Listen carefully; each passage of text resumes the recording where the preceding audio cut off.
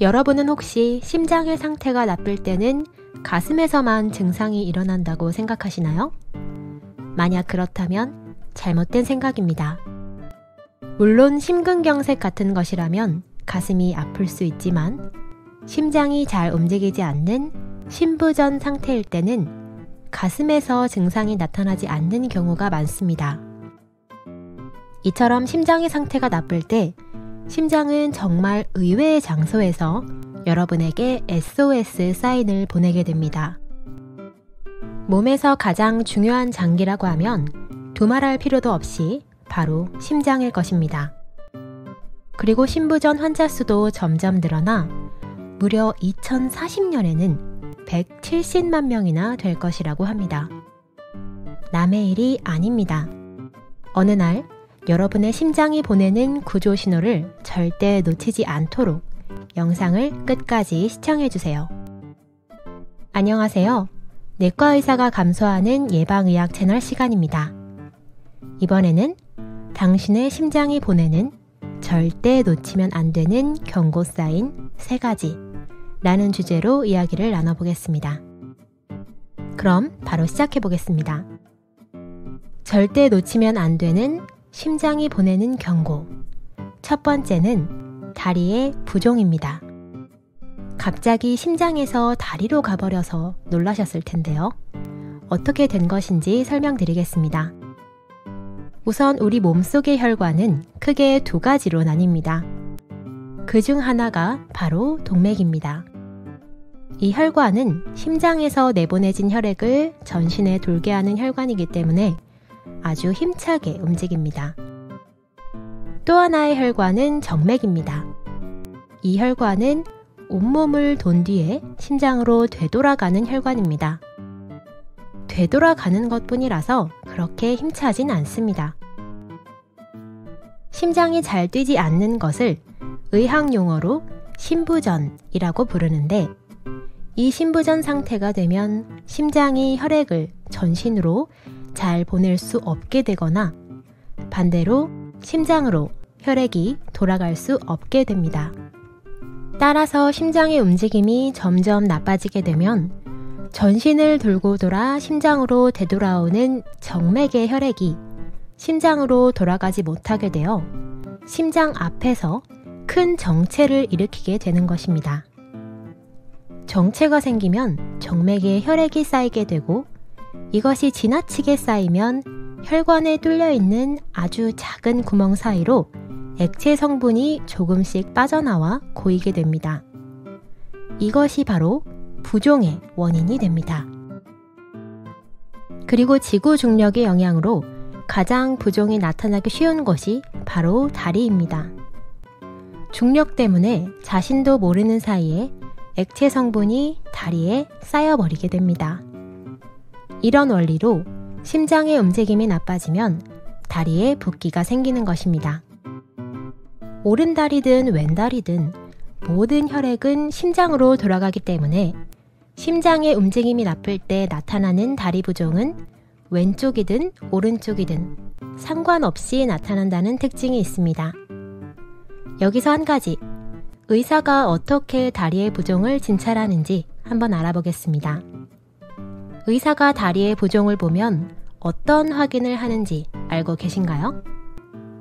우선은 부종의 위치를 눌러 그 눌린 자국이 어떻게 변화하는지를 보게 됩니다.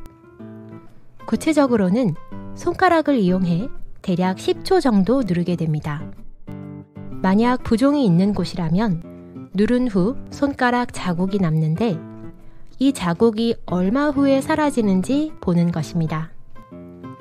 이때 손가락 자국이 사라지는데 40초 이상, 요컨대 꽤 오래 걸렸다면 심부전이 원인일 가능성도 함께 염두에 두게 되는 것입니다. 다리에 부종이 생겼을 때 한번 시도해 보시는 것도 좋겠죠?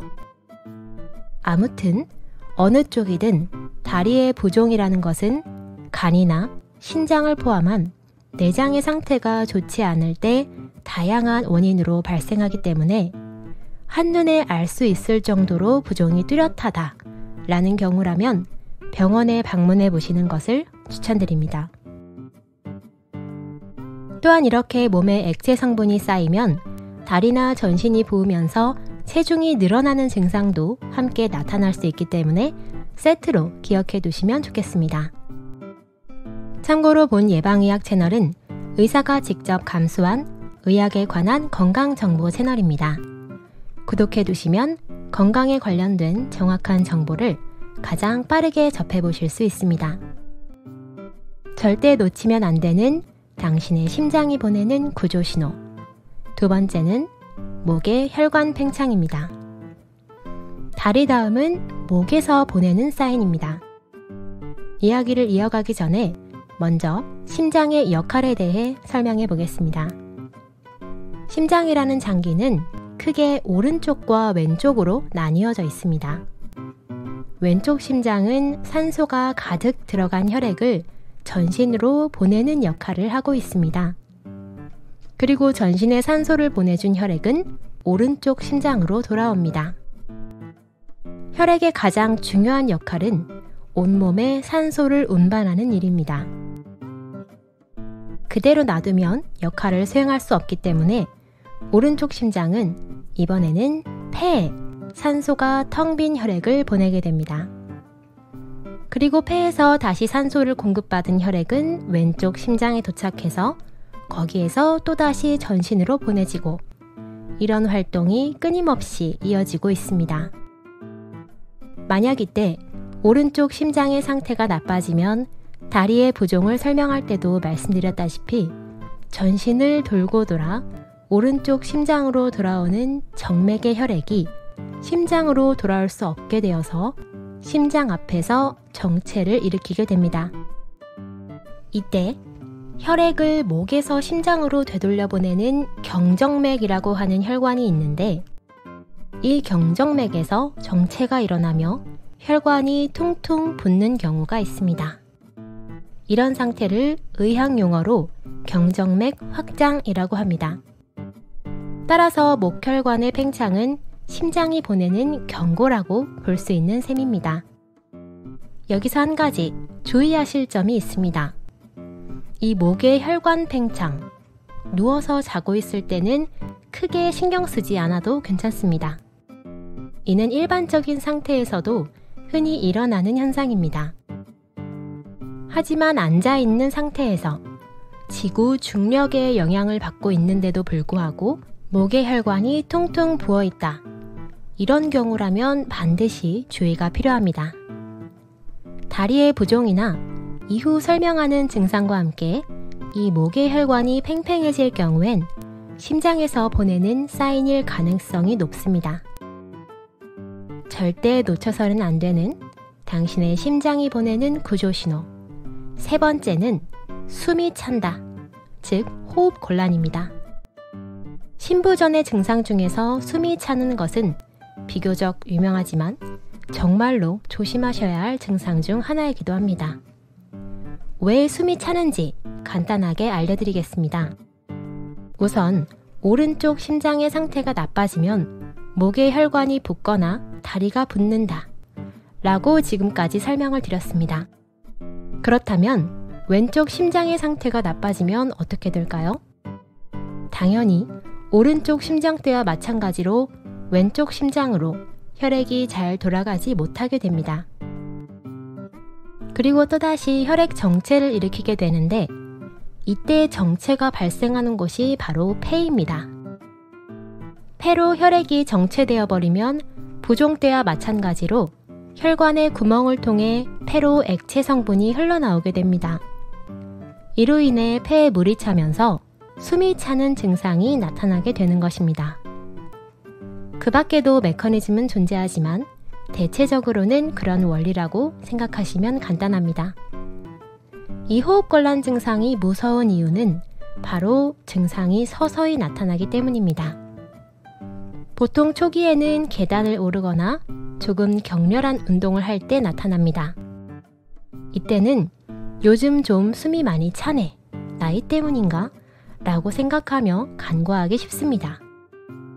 그대로 내버려둬서 심장의 상태가 더 나빠지면 이번에는 아무것도 하지 않아도 숨이 차게 됩니다. 이렇게 되면 많은 분들이 병원에 가자는 생각을 하게 되지만 참을성이 강한 분은 그럼에도 상황을 지켜보실 수 있습니다. 그리고 이 상태마저 방치를 하게 되면 폐에 계속 물이 고이게 되면서 결국 폐가 물에 잠기게 되고 마치 바다나 강에 빠져 있는 것처럼 상상하기 힘들 정도의 고통을 겪으실 수도 있습니다.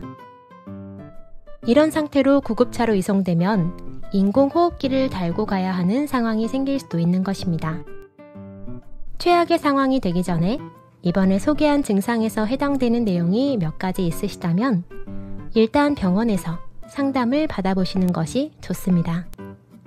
어떤 과에서 진찰을 받아야 하나 잘 모르시는 분도 계실 겁니다. 심장 전문과는 순환기 내과인데 증상이 발생한 단계에서는 심장이 원인인지 어떤지 알기 힘들기 때문에 우선은 일반적인 내과도 괜찮습니다. 이번에 소개한 증상이 일어나신다면 그것은 심장에서 보내는 구조 신호일 수도 있습니다. 반드시 잊지 말고 꼭 기억해 두세요. 그럼 다음에도 새로운 진단으로 찾아뵙겠습니다.